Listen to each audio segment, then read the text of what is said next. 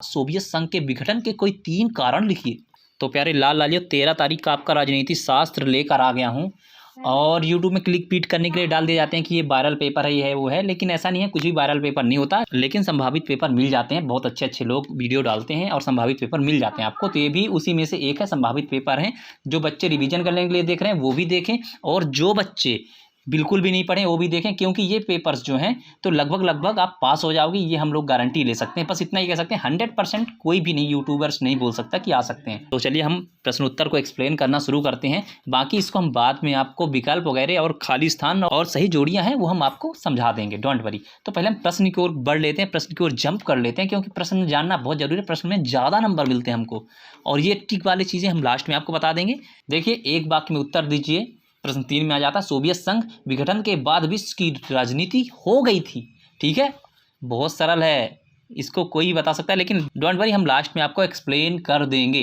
अंतर्राष्ट्रीय न्यायालय का मुख्यालय कहाँ पर है? ठीक है, सामने भारत में प्रथम आम चुनाव कब हुए थे? कितने सरल हैं यार, तो इंटरेस्टिंग है आपके लाइफ के लिए भी।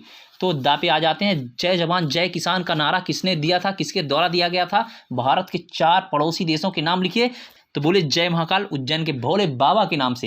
ये भी हमारा आखिरी दिन है उज्जैन का। तो चलिए फिर से आगे क्वेश्चन की ओर बढ़ते हैं। तो आ जाता है, भारत में चुनाव आयोग का गठन कब किया गया था? और उसके बाद गया आ जाता है, ITI का फुल फॉर्म क्या होता है? कितना सरल है यार, वैसे ही दिमाग में बसा हुआ है, लेकिन मैं चाहता हूँ लास्ट में बताऊँ। पहले आप पेपर का स्क्रीनशॉट भी लेते जाओ, और जो बच्चे रिवीजन कर रहे हैं वो भी देखते जाएं, और जो बिल्कुल नहीं जानते वो भी देखते जाएं।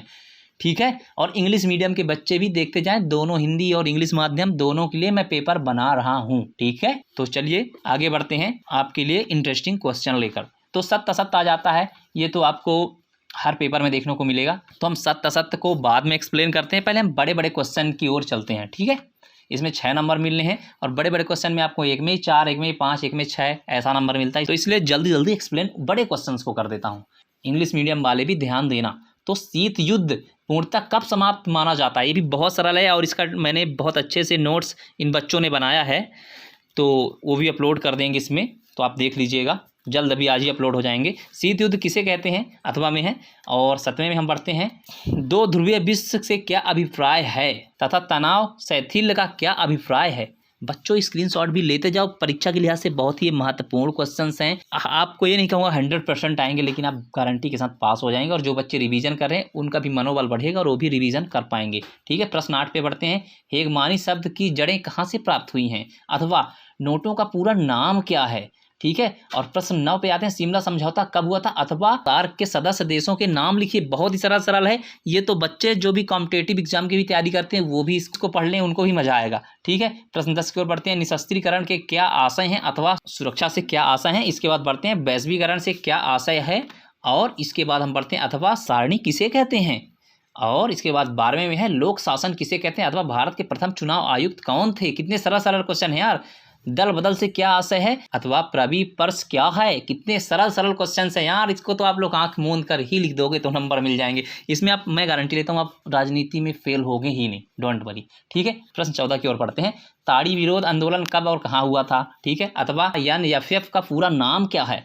और इसके बाद प्रश्न 15 की ओर बढ़ते हैं, कोई 2 क्षेत्रीय दलों के नाम लिखिए। आगे हम बढ़ जाते हैं फिर से, और वीडियो को डाउनलोड करके भी देख लो, ताकि 2-3 बार देखोगे तो दिमाग में बैठ जाएगा खा, और आपका कॉन्सेप्ट भी क्लियर हो जाएगा। 15 में अथवा भी रह जाता है, उत्तर दिन बढ़ता जाए, दक्षिण दिन घटता जाए, किस आंदोलन से संबंधित यह नारा था? ये भी बहुत सरल है यार, बहुत सारे लोग जुबान में होगा, डोंट वरी। ठीक है, लास्ट में आपको आंसर के पूरे सीट दिए जाएंगे, घबराने की कोई ज़रूरत नहीं है। आप बस जुड़े रहो, पेपर को समझोगे तभी कुछ कर पाओगे। अचानक कोई क्वेश्चन और आंसर एक साथ बताएंगे तो बिल्कुल भी याद नहीं होंगे। ठीक है, ये साइकोलॉजिकल जानकारी बता रहा हूँ। ठीक है, प्रश्न 16 की ओर बढ़ते हैं प्यारों, सार्क थेरेपी के कोई 3 परिणाम लिखिए। अथवा सोवियत संघ के विघटन के कोई 3 कारण लिखिए। और प्रश्न 17वें पर आ जाते हैं, यूरोपीय संघ की कौन सी नीति उसे प्रभावी संगठन बनाती है? अथवा आसियान विजन 2020 की मुख्य बातें क्या है? इतने सरल है यार, डोंट वरी, आपको हम पास करवा कर ही दम लेंगे। नियोजन के उद्देश्य लिखिए। अथवा नीति आयोग क्या है? नीति आयोग तो सभी को पता होगा, क्योंकि ये मोदी जी का लाया हुआ है, तो आपको पता ही होगा। ठीक है, प्रश्न 19 की ओर बढ़ते हैं, आपातकाल की अवधि में 42वां संविधान संशोधन किया गया था, इसका मुख्य कारण क्या था? अब बताओ, इंग्लिश मीडियम वाले भी देख लो, इंग्लिश से लिखा हुआ है। ठीक है, अथवा भारत की दलीय प्रणाली आपातकाल का किस तरह असर हुआ लिखिए। ठीक है, प्रश्न 20 की ओर बढ़ जाते हैं। शीत युद्ध से हथियारों की होड़ और हथियारों पर नियंत्रण दोनों ही प्रक्रियाएं पैदा हुई हैं। इन दोनों प्रक्रियाओं के क्या कारण थे? बहुत ही प्यारी क्वेश्चन है प्यारों। गुट निरपेक्ष आंदोलन कब अप्रासंगिक हो गया है? समीक्षा कीजिए। ठीक है।